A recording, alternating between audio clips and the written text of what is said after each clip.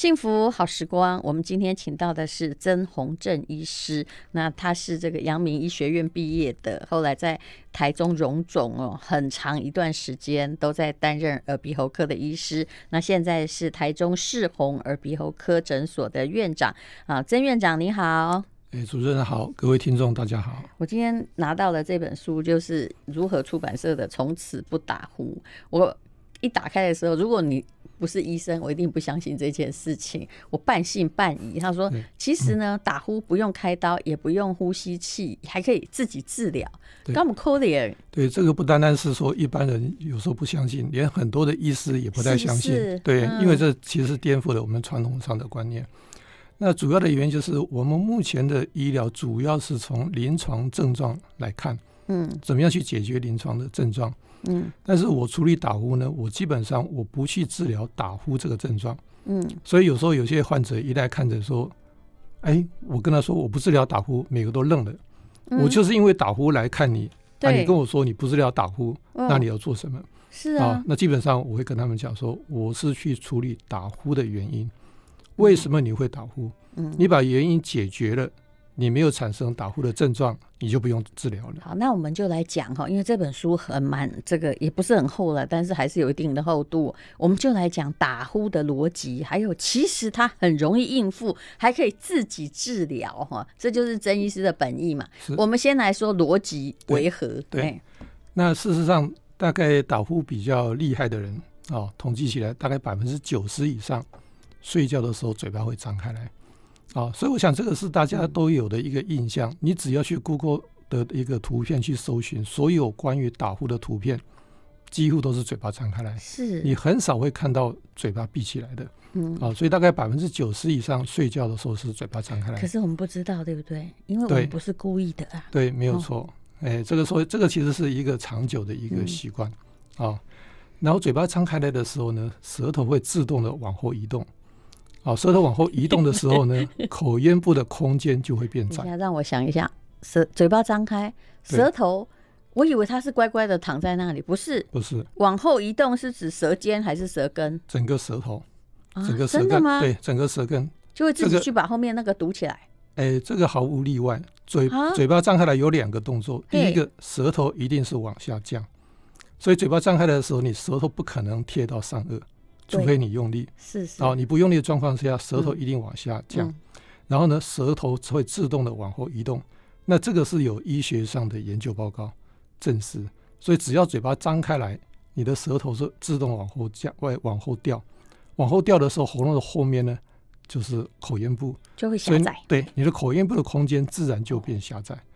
那口咽部空间变狭窄的时候呢，人会很自然的快速用力呼吸。那当你快速用力呼吸的时候呢，我们口咽部的软组织会震动很快，那发出的声音就是打呼。那如果整个口咽部都被堵塞住，完全堵塞住，空气没有办法进出，呼吸就终止。那因为在睡觉发生，我们叫做睡眠呼吸终止。它是一个物理性的，也就是它结构性被终止，对不对？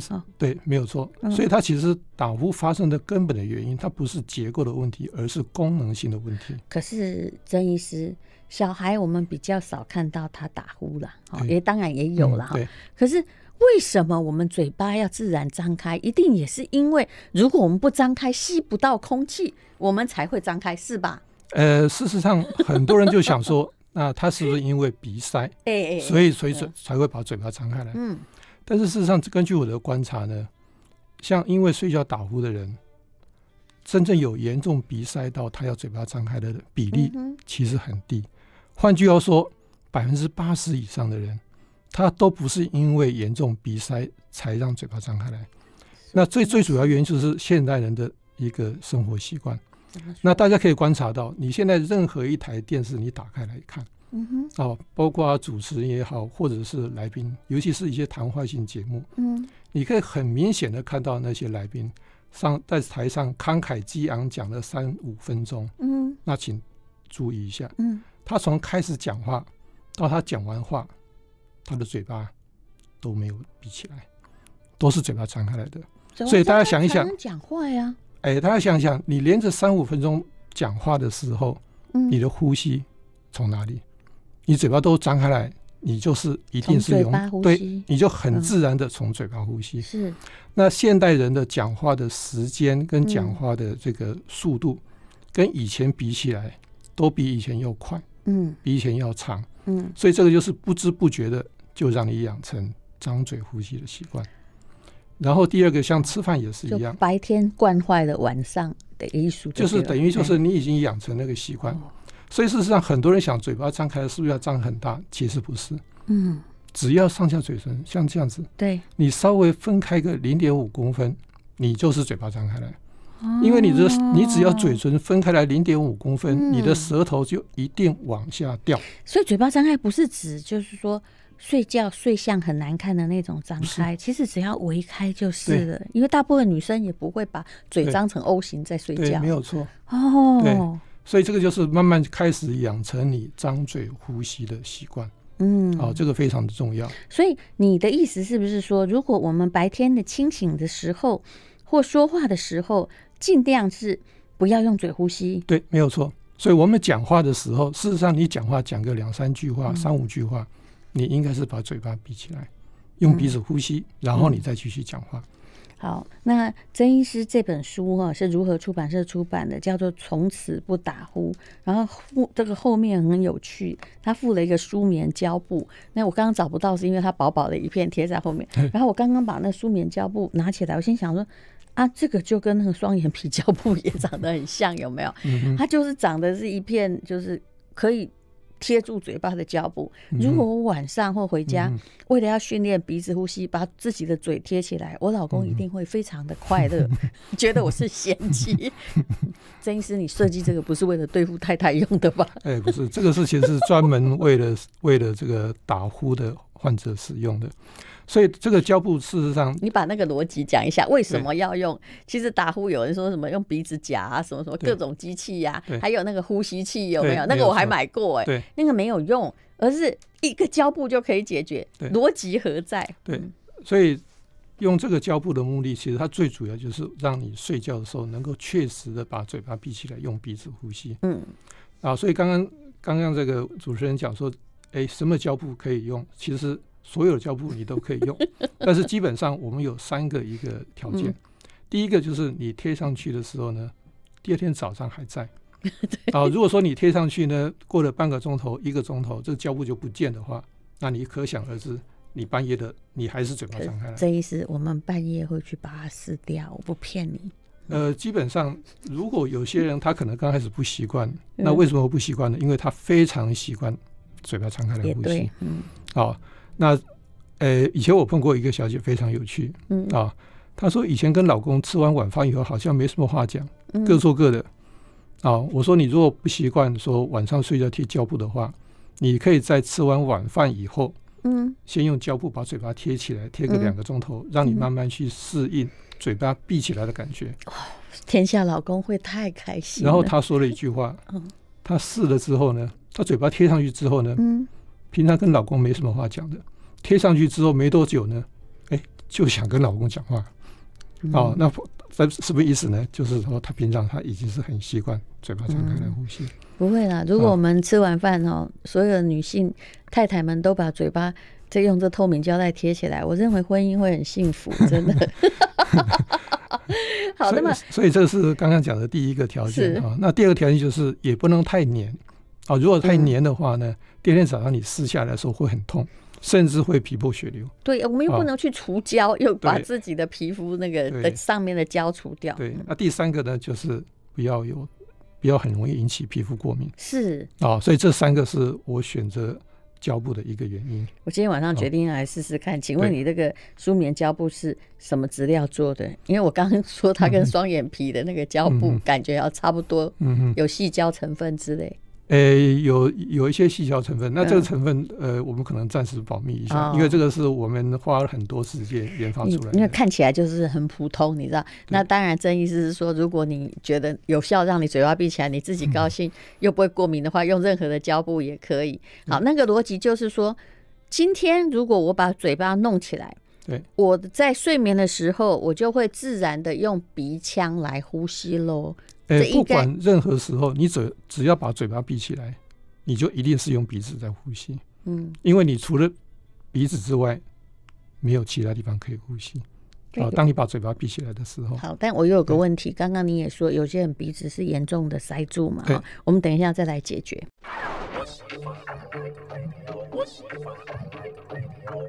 好，我们来讲从此不打呼，原来原理这么的简单呢。那么世宏耳鼻喉科诊所的院长曾宏正医师他也是看了一辈子的感冒啊、打呼啊、鼻腔的问题。好，那我们刚刚在讲这个，把晚上只要你用胶带，把你的嘴巴贴起来，你自然会用鼻子呼吸，没有例外吗？就没有声音了吗？对，因为刚刚所说的共鸣腔已经不见了嘛，主要的原因就是因为嘴巴张开了呼吸的时候，它会影响到舌头的位置，然后会影响到舌头的肌肉力量。这两个是造成打呼最主要的一个原因。所以我刚刚讲说打呼的一个发生的原因，所以我们反过来我们看打呼的关键。我常讲打呼有3个关键因素。第一个关键呢，就是空气的快速流动。所以我们大家知道，所有巨大的声响都是空气的快速流动。一个很简单的例子就是像吹哨子。吹哨子一定是快速用力的吐气，你声音才会很大的出来，跟我们打呼的那个对一样。对，那为什么我们呼吸睡觉的时候会空气快速流动？就是因为口咽部的空间狭窄。所以目前事实上我们临床上处理打呼、睡眠呼吸中止的治疗方法有3个科的医师在处理。是耳鼻喉科就是开刀，牙科呢做一个止鼾牙套，胸腔科呢用一个阳压呼吸器。那个我有，对，但那个牙套其实已经有帮助我睡眠的比较沉一点。但是显然的确有一些睡眠呼吸中止的问题，我自己不知道有没有解决啦，但是显然也还可能还存在。如果没有那个牙套，我是会睡不好。对，所以这3个基本上来讲，像止鼾牙套、阳压呼吸器，它是属于治疗打鼾、睡眠呼吸中止的症状。所以简单一句话就是有用有效，没用没效，就是要用一辈子。对，它不可能说用了3年5年，你睡觉打呼就治疗好了，不可能，因为它是治疗症状。没有的话，你就会睡不好。对，没有错。所以这3个治疗方法基本上都是处理口咽部的狭窄，就是想办法把口咽部的狭窄变大。那我是进一步去探讨为什么口咽部会狭窄。你想解决那个根本问题，为什么？那口咽部真正狭窄原因就是关键在舌头。关键在舌头，就是如果说你的舌头能够整个贴到上颚的话，舌头能够整个贴到上颚，而且是你不用力的状况之下，它要贴到上颚。因为你晚上睡觉你不可能用力。所以我们基本上我们就是要把舌头在不用力的状况之下，它又很轻松的贴到上颚。舌头只要能够贴到上颚呢，它口咽部的空间就够，口咽部空间就不会狭窄。那你口咽部空间不会狭窄的时候，你就不会快速用力呼吸，那你就不会有发出打呼的声音。那现在为什么我们的舌头现在大部分的人舌头不在上面？最主要原因就是嘴巴张开来。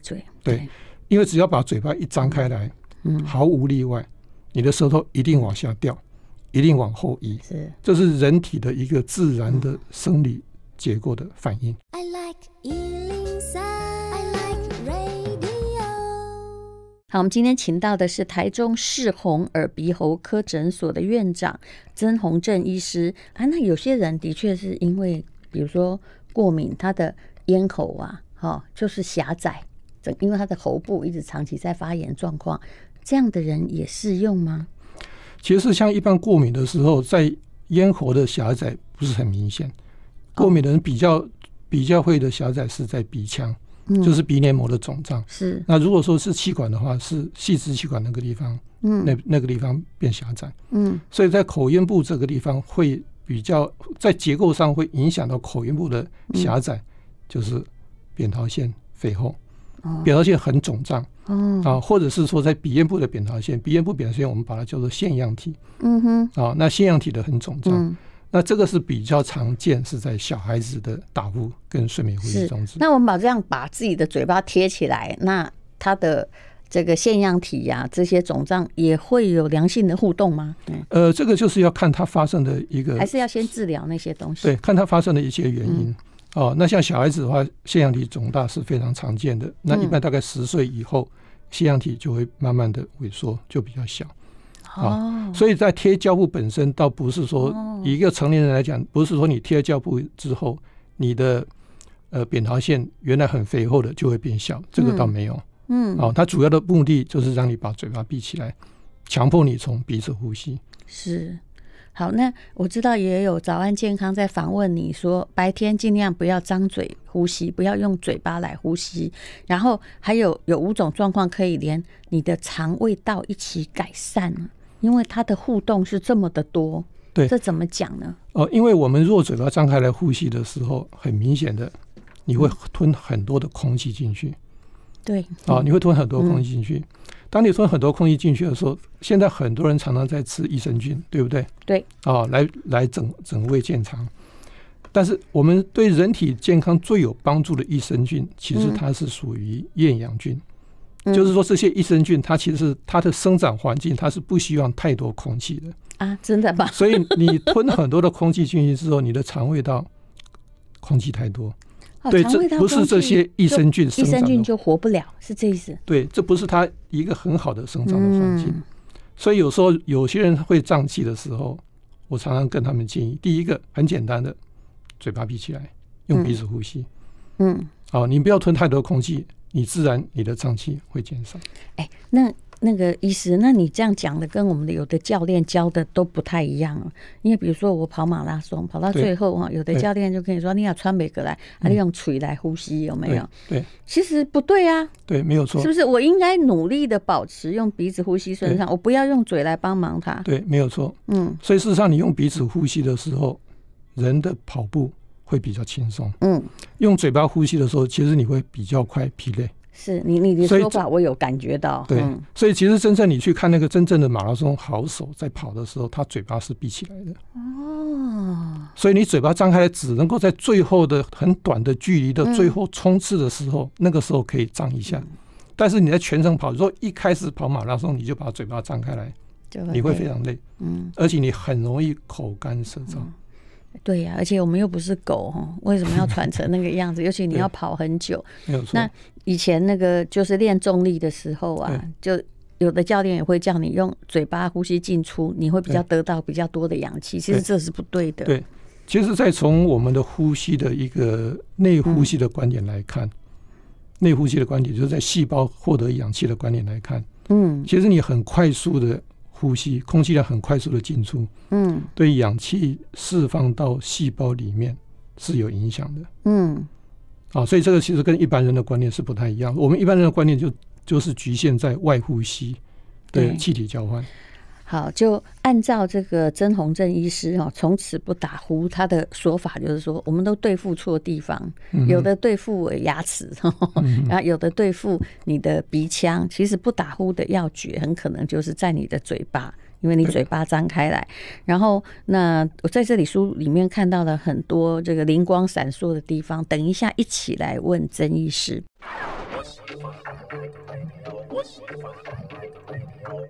幸福好时光，我们今天访问的是曾宏正医师。有关于打呼的确是很多人的问题，甚至你看睡眠呼吸中止症，你还要去医院里面躺很久。那有一阵子我自己多年前身体不好的时候，还买过那种很医疗用的呼吸器。但是我当时是有特殊的原因，可是我说真的，用那个呼吸器能够睡着，也真的是你必须要神经很粗。曾医师，你自己以前也用过呼吸器是不是？我没有用过。不然为什么里面写是谁的例子？他连开会他都要带着。对对对，很大一台。对对对，那是有一位耳鼻喉科医师来参加我的课程，是，然后他分享一下他自己在用呼吸器。对对对，他用呼吸器用了大概有10年，结果呢？用过3台的呼吸器。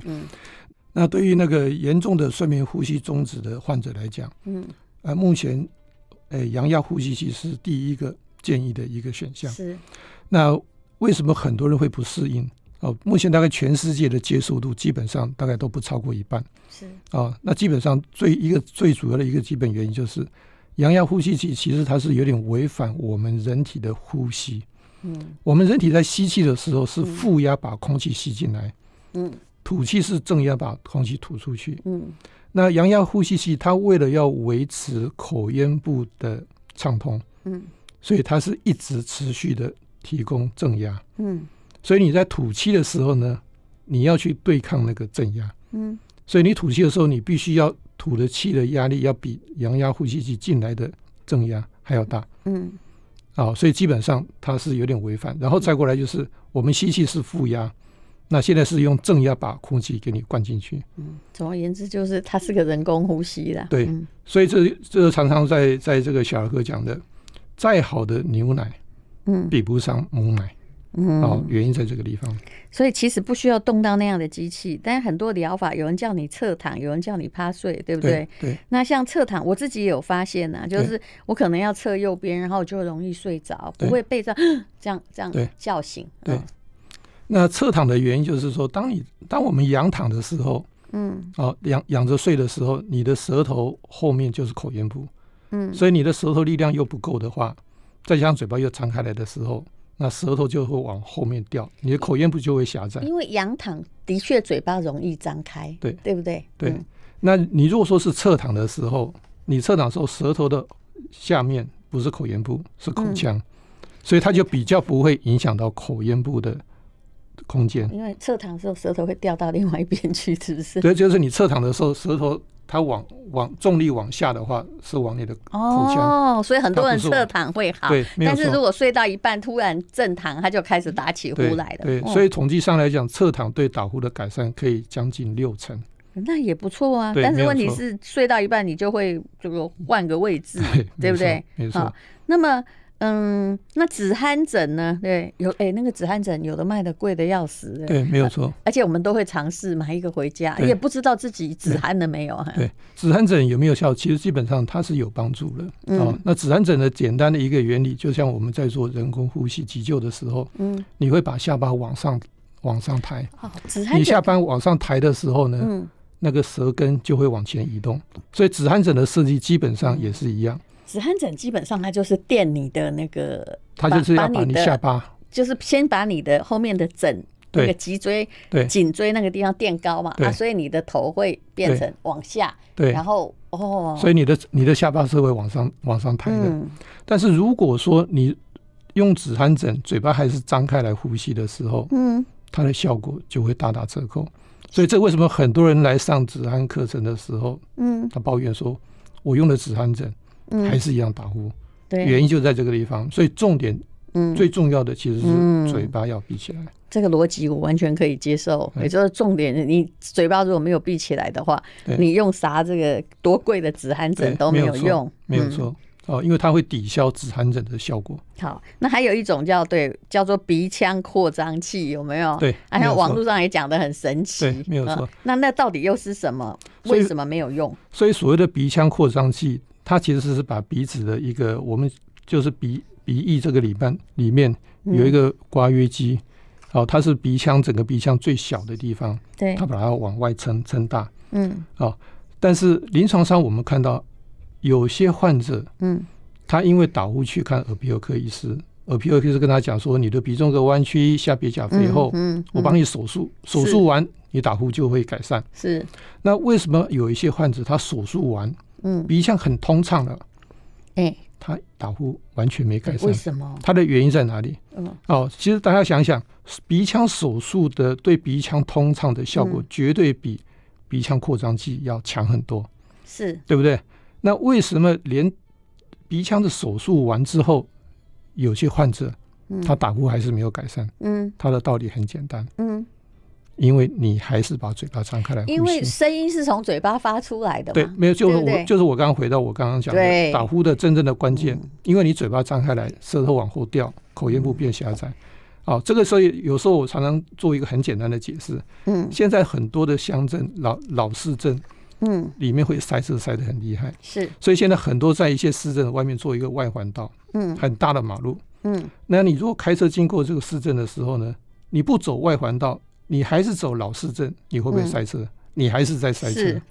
所以同样的道理，你鼻腔手术完之后，你的鼻子很通畅了，但是你嘴巴还是张开来呼吸，你不是从鼻子呼吸，那这个手术对你基本上没有太大的帮助。也就是说，也许鼻腔手术也是要进行的，因为你本身就是有很严重的过敏问题。但是如果你进行之后，那你可能还要把嘴巴闭起来呼吸，比如贴个胶布，也许你的问题就这样解决。大家可以做个实验，因为贴胶布比动手术容易嘛。对，没有错。对。所以如果说鼻腔真的是鼻塞很严重的时候，鼻腔手术是一个选项。但是事实上非常有意思的就是，很多人都讲一句话：因为我严重鼻塞，我过敏很厉害，所以我嘴巴才张开来呼吸。是。我现在常常跟患者讲一句话：你把它倒过来，你开始尽量练习把嘴巴闭起来，尽量尝试用鼻腔呼吸，你的鼻塞会改善。是。所以事实上，我现在有些患者，一些很严重的过敏性鼻炎的患者，长期鼻塞的患者，传统上我们医生都会建议手术的患者，我现在叫他做一个呼吸训练，慢慢的把呼吸从嘴巴回到鼻腔。他如果愿意花时间的话，每天能够花个半个钟头到1个钟头练习的话，基本上大概1-2个月的时间，他会逆转原来的鼻塞，而且不需要手术，不需要药物。其实我们全家都开过那个，我虽然状况比较不严重，但我们其实在中年的时候都做过鼻腔手术，的确呼吸又比较通畅，黏膜也比较没有那么敏感，但是其实那个打呼或者是有时候睡眠就是很不安稳的状况还是存在的。好，等一下我们就请曾宏正医师来教我们。那他说的那个半个钟头不要讲1个钟头，真的太久了。虽然你可以做别的事情，那半个钟头我们到底要怎么样练习我们的就是舌头，对不对？好，还有练习你的嘴巴，然后晚上再贴上胶布就试试看，搞不好旁边的人就不会抱怨你了。I like 103, I like radio。 好，我们今天请到的是台中世宏耳鼻喉科诊所的院长曾宏正医师来讲他的书。这本书叫做《从此不打呼》，里面呢还有这个舒眠胶布的试用，它看起来就是一个简单的胶布。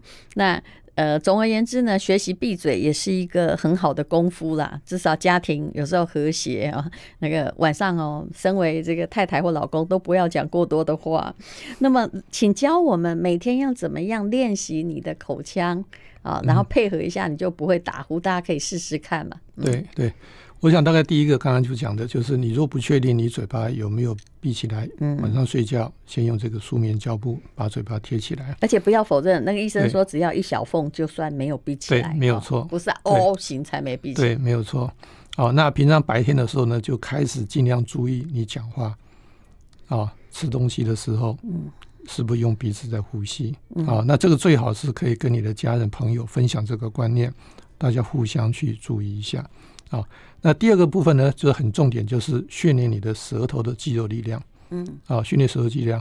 那我大概研发了一个很简单的一个止鼾运动有12个动作那这10个动作呢，前面3个动作我是选日本那个发音 R E U E O 的前面3个音 R E U对，那发啊的音的时候就是嘴巴上下张你能张多开尽量张在你的耳朵前面这个颞颌关节不会痛的原则之下，能张多开尽量张。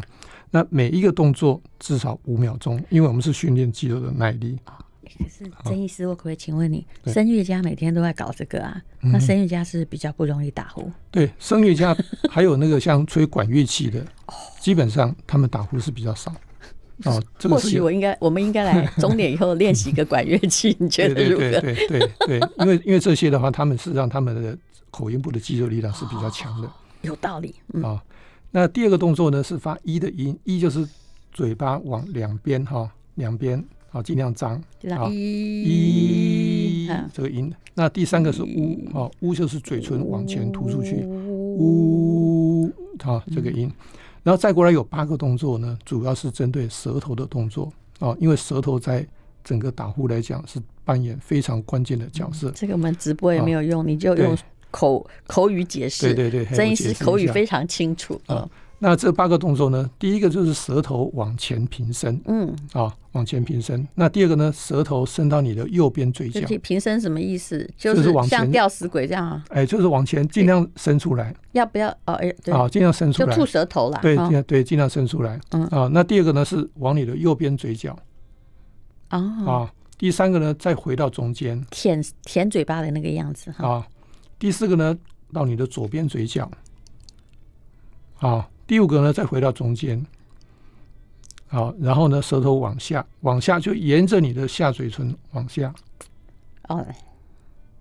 然后再回到中间。